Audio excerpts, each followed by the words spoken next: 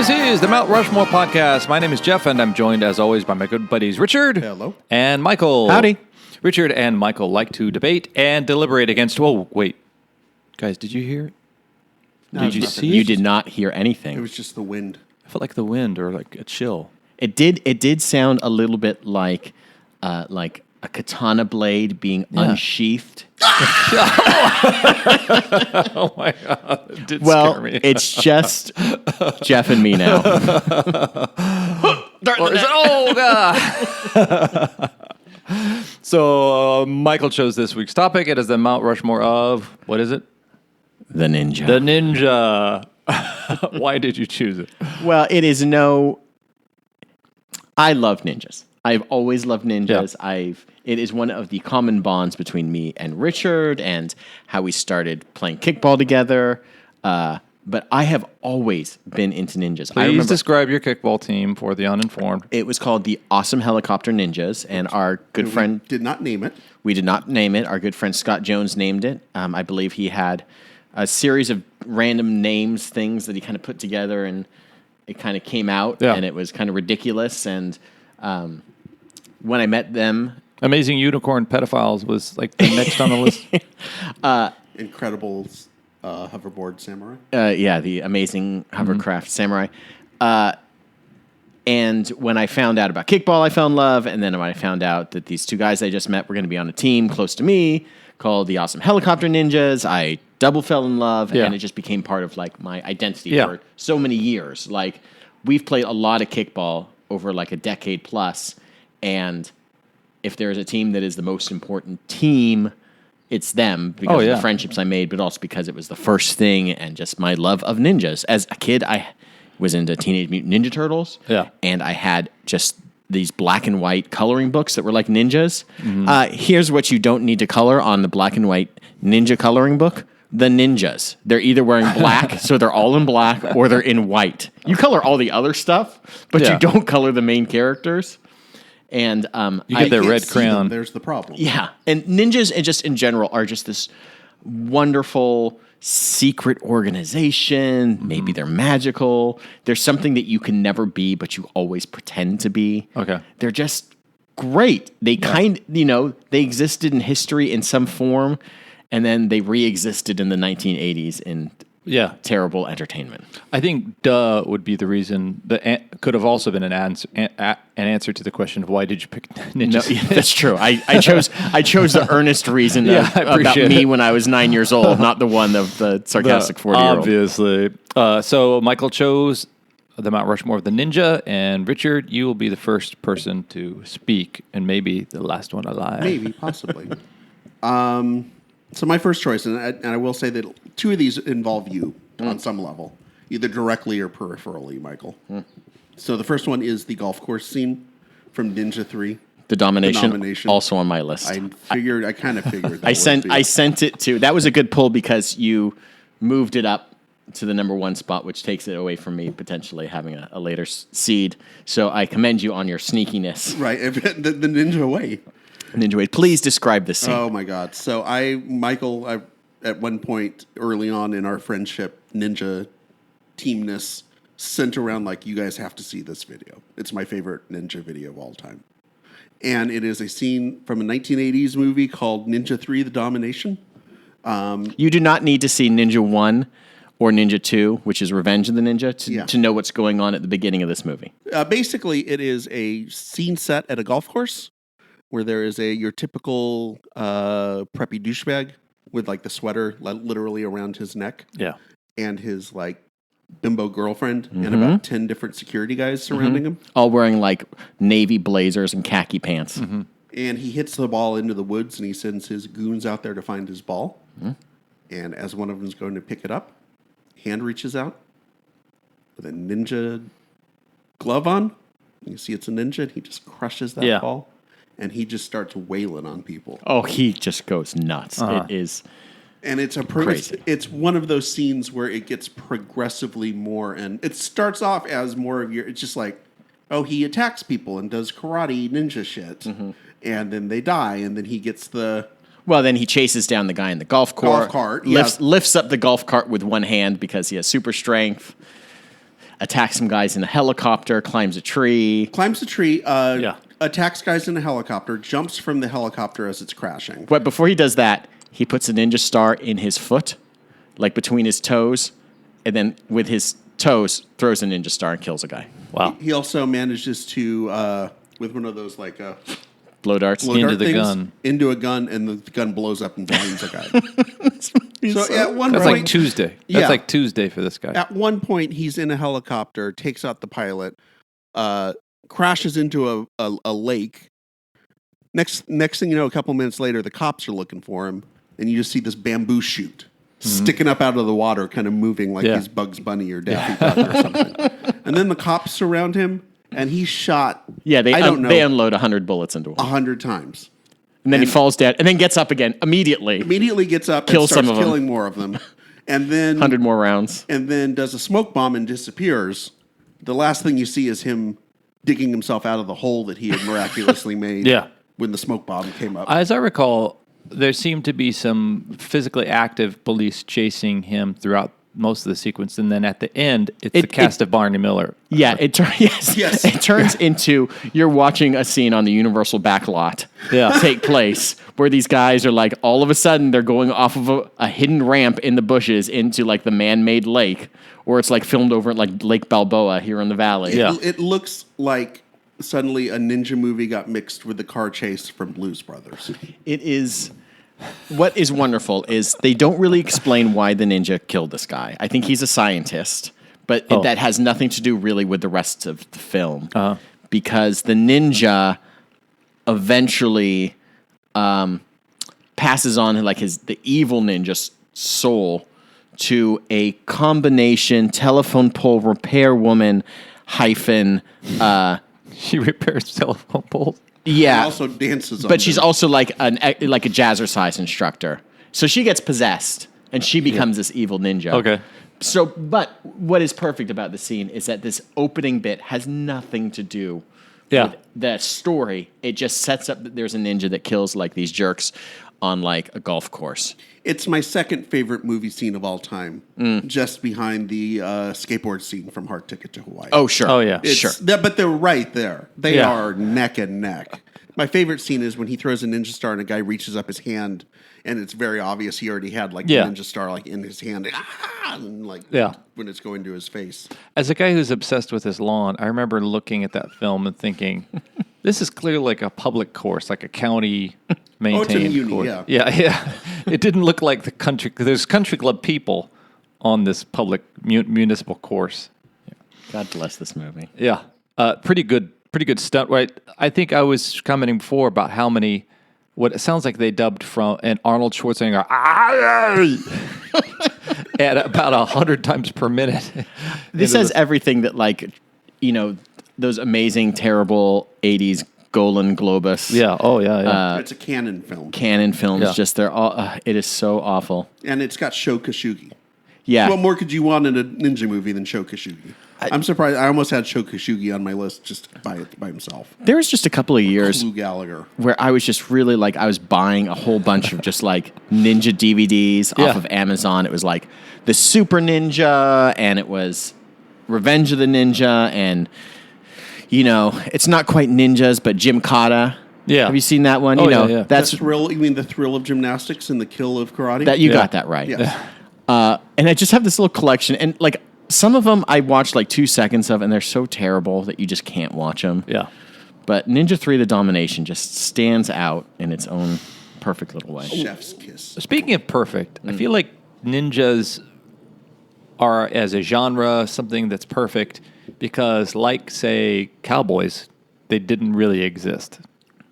Or not to the Not extent. in the way that they're. Yeah, that's not they're portrayed. Yeah, the image of the ninja who is just basically an assassin. They used to go around and kill people in the middle of the night and dress in black. Yeah. In the 1300s, 1400s in feudal Japan.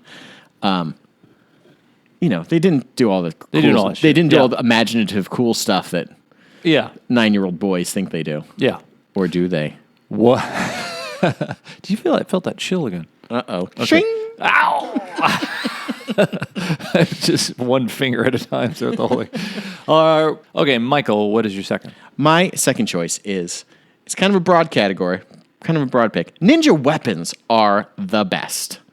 The katana, a.k.a. the ninja sword. Shuriken, a.k.a. throwing stars. Nunchucks, a.k.a. Ninja hot dog sticks, I assume.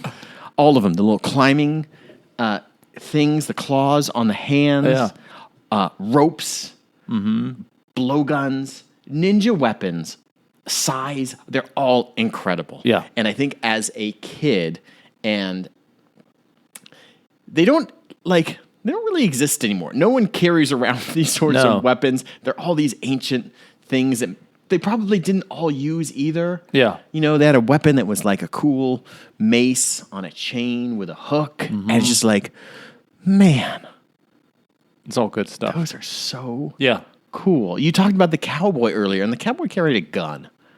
Yeah. Yawn City. Maybe he had like a knife in his boot. Okay.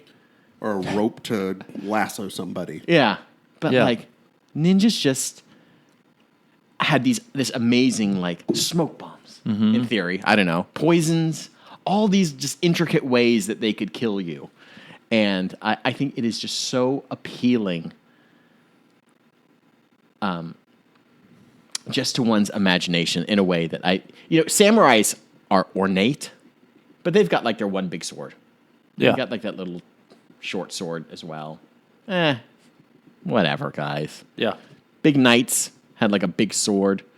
The ninjas just had it going on with ninja weapons. Yeah. And I think that plays into their mystique and their interest as much as anything. Wearing black too, you know? Yeah. Black looks good on everybody. Slimming, yeah. They were the first ones. You know how this was a Mount Rushmore topic that I thought of that. I think Johnny Cash was almost ordained into the ninja He was a ninja. fold. Okay. Yep, he was a He ninja. carried throwing stars. You know those geniuses? Yeah. Those geniuses out there that at some point decide, I am not going to devote any of my personal time and thought to fashion, and I am just going to wear the same black turtleneck and the same jeans. Yeah. Ninjas did it way before all these guys. They were just like, we're just going to wear black all the time. Don't have to think about it. Richard. All right, so my next two choices both involve weaponry. So, a little more specific. This one is the homemade ninja star that I made in high school. Love this. Oh, nice. Rich cast coming up. There's two rich cast things coming up here. So I was in high school, and I was the editor of the school newspaper. And so once every couple of weeks, we'd have to get together late night to do the layout and design and pagination and Oh, it's good stuff. get Yeah. all the paper actually put Yeah. together. And so there were like 4 or 5 of us who would like hang out all night, get pizza, and just sort of do this. And there was a lot of downtime because this was back in the late or early 90s. So the front page software was like slower than hell, and if you had to like paginate anything, it just took forever. Yeah. So we're sitting there waiting for something to happen, and I got bored, and I started taping X-Acto knife blades together. And I realized that if you tape 8 of them together, it makes a pretty damn effective looking ninja sword. Are they Ninja star. are the blades Ninja star, pointing yeah. the same way, or are they back to back? I think of an X-Acto as a triangle, essentially. Yeah, it was like triangle, triangles, Yeah. triangles, Okay. triangles. So Okay. they're all pointing out. Hey, all you 10-year-old boys listening to this podcast, do not do this. Don't. Yeah, please don't try this at home. Don't do I it. mean, try it outside. Yeah. Try it That's the outside. with not your in- friends. Yeah. Don't try it at home because you'll get in big trouble. Yeah. We don't want that. So we, being, high school dork ass kids, I was like, this is great. And we were just, we made like a target. We made targets and we put them up around the walls in Yeah. the room. We try and see if we could hit them from 20 feet away, 30 feet away, see if we could work on our aim and all that kind of stuff. And it was great. And then we forgot to And then. take it home or Oh. unassemble it or do anything with it. We just kind of left it laying around the classroom. And next day I came into journalism class, and the teacher was like, do you know anything about this? We found... The principal came by and they found a ninja star in here. like in the back. And do you guys know anything about this? And it's like one of those like, no. Why would I know anything about that? Why would I? How am I going to know about ninja stuff? Why would I? Do I look like the type of person who would play with ninja stars? No, come on. And I think, and immediately she said, well, it must have been those kids in yearbook. And I went, yep. That sounds like something those idiots in yearbook would do. Yeah. And just, that was the most ninja thing I did of all. So sneaky. Sidestep the blame and put it squarely on my friends who did the yearbook. That's ninja. That was some ninja shit right there. Yeah. How good did you get at this? We could hit from like I was about as accurate with it as I would be as with a dart, like in a dartboard. Like that same distance. Oh, okay. I could hit the target. I could hit it like a dartboard sized target. Okay. So that's not bad. Yeah. I mean, if that was your head and I was 20 feet away, I'd glance it at least. Why did you have that? If it was done on a computer, did you just do some paste up? Like what? Yeah, we had it laying around for, I don't know why they had X-Acto knives laying around. I think it must have been for yearbook stuff. Okay. So that part was true. Okay. Somehow it was yearbook's fault. Okay. Awesome. So you're a ninja at dodging the blame. Dodging the blame and also inventing my own weaponry. Yeah. At a moment's notice, which I think is a kind of ninja skill. Yeah. Well done, sir. Yeah. Okay. So this is our halftime in which we implore you to stealthily go to iTunes, Stitcher, iHeartRadio, Spotify, and surreptitiously creep into the Mount Rushmore podcast page and sneakily download, rate, and review all of our past episodes. You can also do it by mail. Yeah. Just send it in. Just P.O. Box. Send a review by mail. 1513. We'll send you the episodes. Los Angeles, California. Yeah, fill out. It's like True Grit. You fill out the art. Oh, Grit. The magazine. You want the episodes you want. You check it off. Okay. It's almost like Columbia House. Yeah. We'll give you for a penny. For a penny, we'll give you 10 episodes. Yeah, we send you each month. What a deal. A few episodes, then you send back the ones you don't want. Right. And keep the ones you like. Okay. And then we forget to charge you. But don't sign up under a bunch of different names in your college. Like my friend in college. Javier Bongish. My friend David signed up under David B, under D. Beland, and like 2 other names to get all these CDs. And do you know then we just moved out of like the house. Yeah. And like, what are you going to do? They were screwing over the record company. They weren't paying either. The Columbia Record Club, they were somehow not doing it. They like made their own copies of the CDs. Yeah. Oh, so we're back to the part where we ask you to support us and then go to Facebook, Twitter, or Instagram and leave a suggestion as to a topic you'd like us to address. We'd love to tackle your topic and tickle your funny bone. And then you can also support podcasting in general by supporting this podcast. Frank Burton does this podcast called Ragbag, and it's really different. But if you're in the mood for something different, I would listen to that. Welcome to Ragbag. My name's Frank Burton. Kind of 1 part comedy, 2 parts kind of awesome DJ music hour, and just all parts a little bit strange. I have a thing about corrugated metal. Yeah.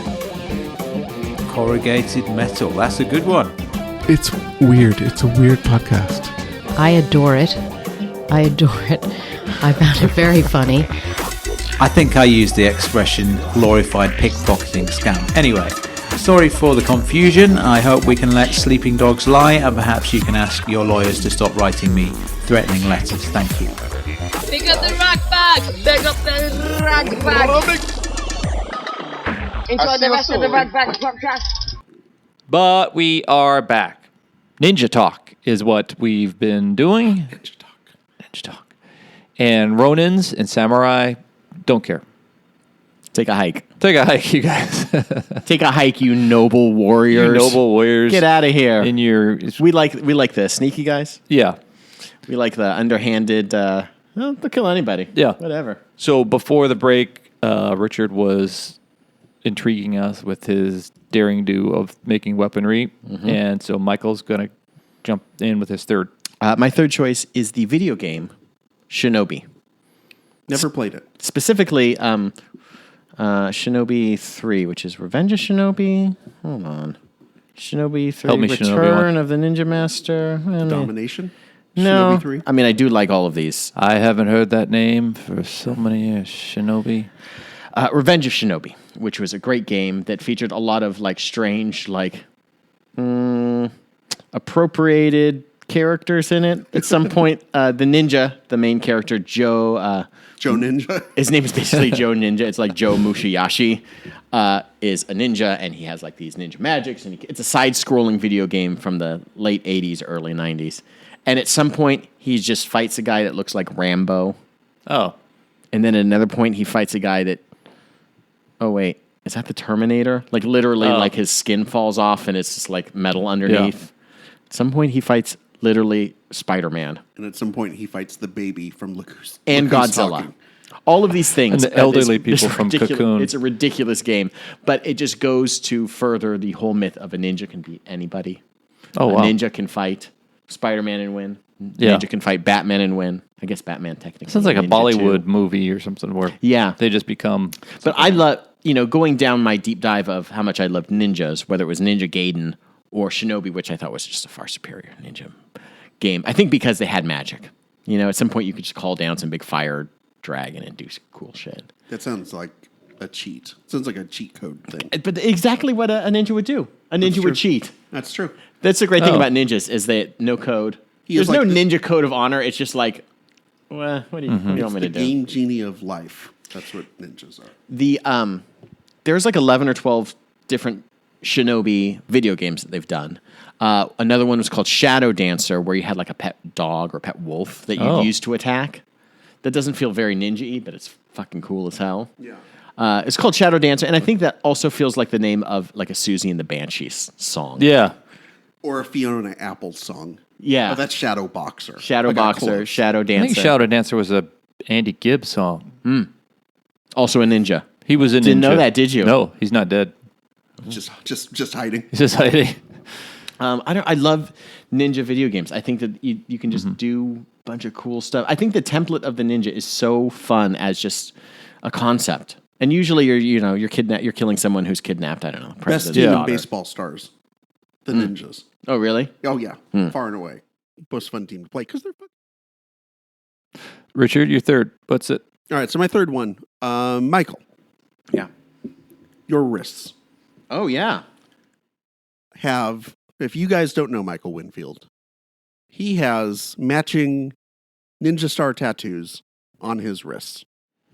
Often confused for like pot leaves from people from far away. They're like, oh, what is those? And I quickly have to say, oh, they're ninja stars. And they're like, okay. All right. That feels slightly better than like just big pot leaves. Yeah, it feels slightly less like dudeish. Yeah. I just remember. Now, you got those like fairly early on when I knew you, I think, right? Or did you have those before?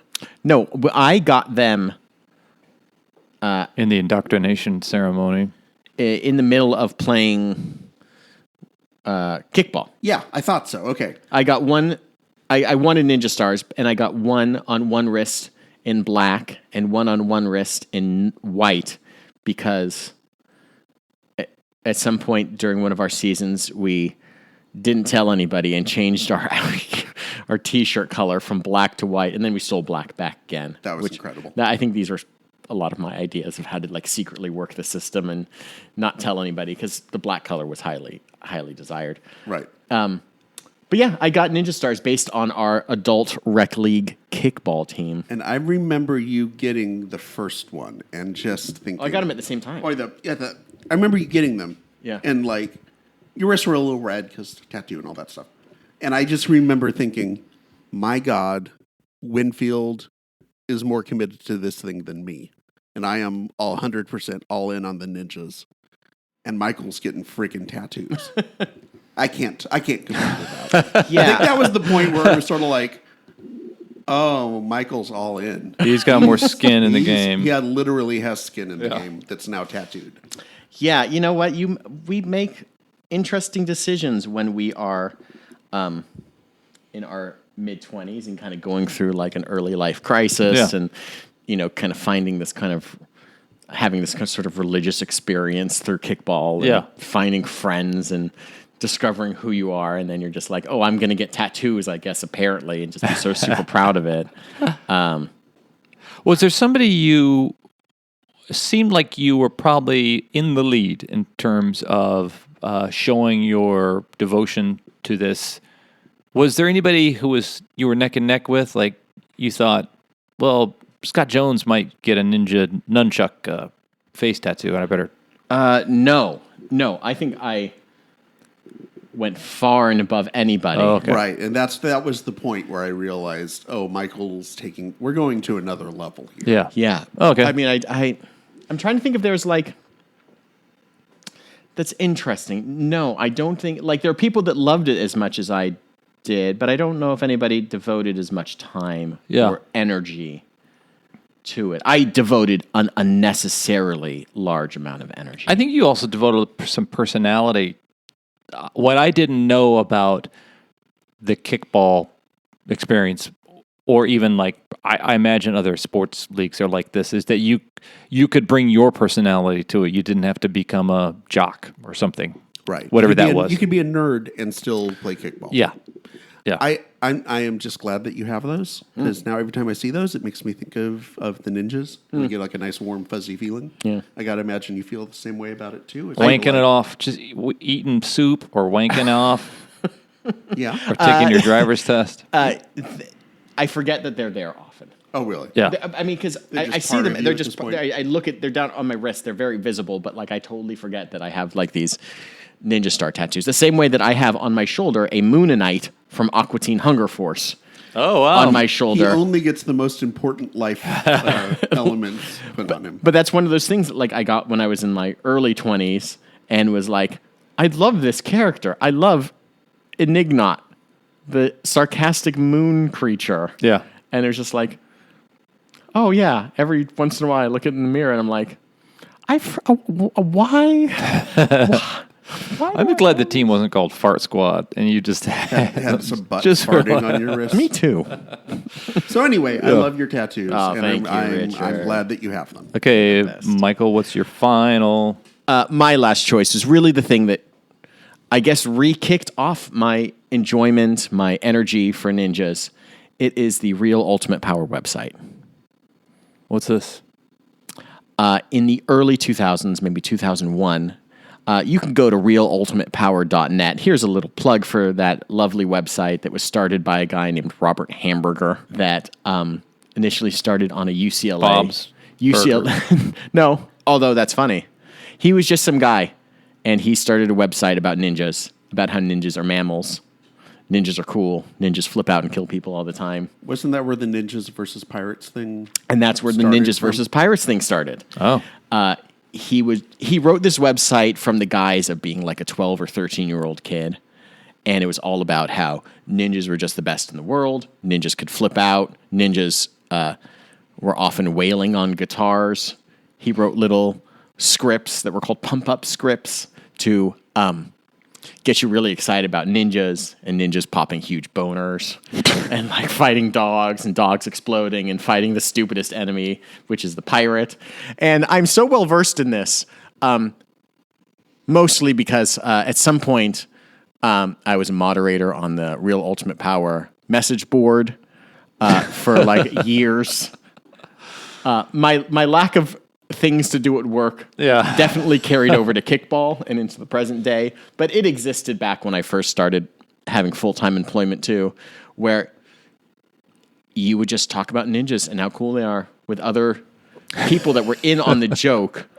And you know, occasionally you'd get in fights with like the guys with like the Ford message board who would be like, ninjas aren't that cool, and then that was just like, oh, you don't know what you're talking about. Did you ever have to ban anybody? I'm sure I don't remember, but that feels possible. Banned from a ninja board. Yeah, you know, you open the webpage and like this MIDI file of Big Pimpin' starts playing. But it is one of those weird cultural flashpoints on the internet that it's still around, but it feels of its time. And it felt like, oh, these are my people, the people that understand how silly this is. Yeah. And once you could start speaking in like the real ultimate power vernacular of like ninjas, it's wild.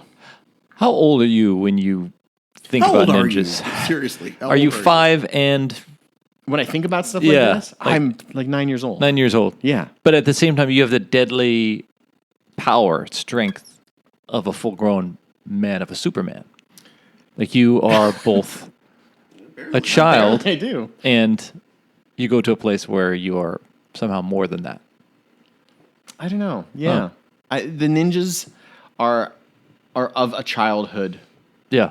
that I adore, and like being able to rediscover it in like your 20s and then live it into your 30s, and then God, I'm excited from like my son who's almost 2 years old, and at some point we get to like pretend to be ninjas and do karate and stuff, and like that is so exciting. Yeah. I was very excited when we had Vivian, and you and your girlfriend at the time got her a ninja onesie, made one for her. Yeah. And a ninja mobile too. Also made her a ninja star that's adorable. mobile for her bed. I'm sure you guys never put it up. Oh yeah, we did. Did you? Oh well. Dangerous. Sounds dangerous. Yeah, exactly. She had got to learn sometime. Yeah. Richard's making ninja stars. She has ninja stars over her bed. Oh, that's so precious. So are we done? I You got have me. one, I got right? one more. Yeah. One okay, last one. okay. Okay, so another rich cast story. Oh, nice. So I'll set the scene for you. It's 1981. I am 6 years old. I'm home from school. As I've mentioned before, my house is directly across the street from the high school.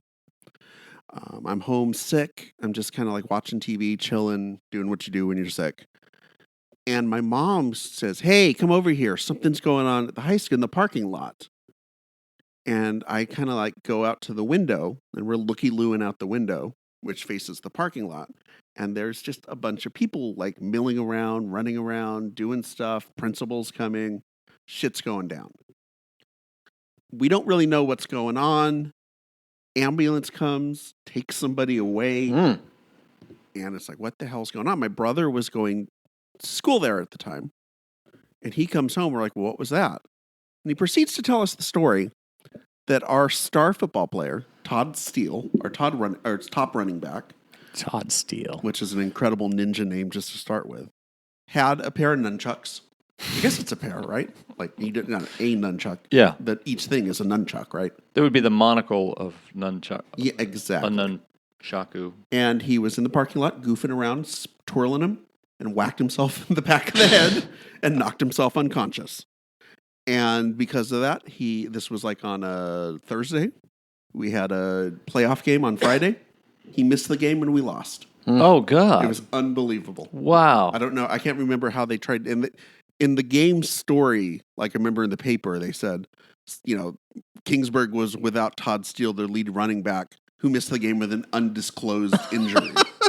Because you don't want to put out the local paper. He did survive an attack. He did survive He an attack. survived a ninja attack. He was also the person who attacked. And it's just one of those things. I just remember my brother telling me the story and just thinking, this is one of the first times I remember thinking, maybe football players aren't too bright. Yeah. Nunchucks are like that one weapon that like people think they can use. Yeah. They think you can do it the way that Bruce Lee does it, but like nobody can. Well, one, nobody does it the way that Bruce Lee did it. Yeah. But two, it's also the number one most mispronounced ninja weapon, where people call it like nunchucks. Yeah. Right. They change the N to an M, and you're just like, well, you're a numbskull if you think that's how they're pronounced. So the lesson here, kids, Don't in the back of the head. fuck around with nunchucks. Make your own ninja stars. Was he auditioning for a John Hughes bad guy role? Because that seems like a very two-dimensional. Yeah. Nunchucks also, I love talking about nunchucks right now. Nunchucks also feel like something you could have ordered out of like the back of a comic book. Yeah.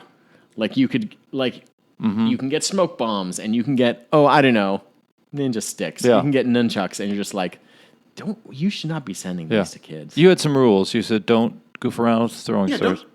No. Throwing stars, okay, as long as you make them. Homegrown. Homegrown is fine. don't fuck around with nunchucks. Yeah. Because you will brain yourself. Okay. 100% guaranteed. Yeah. What about the plastic ones you get at like the novelty? You'll find a way to brain yourself. Okay. All right. Be safe, kids. Be safe, kids. This has been the Mount Rushmore of ninjas, the ninja. And this feels very personal to Michael, but Richard also made it very personal to him, and I think that was beautiful.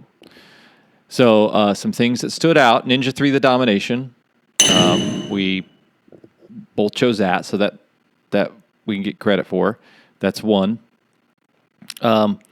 Richard, your choice of the wrist tattoos.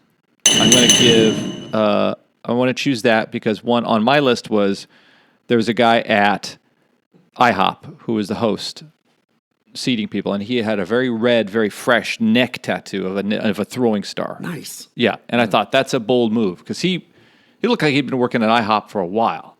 Sure. So it's not like he thought, fuck IHOP, I'm not going to... He said he knew, I still want to work at IHOP and be the host, but I don't want people to fuck with me anymore.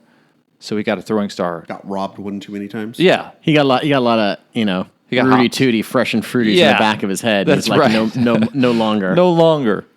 So the tattoo. Revenge of Shinobi sounds really cool. I got to look that up. And I want to go with, because I put on my list, Orderly Attack. The Orderly Attack. I just want to go with the doofus from your high school for the disorderly attack. Yeah. So this has been, God, I swear there's like a presence. The Mount Rushmore.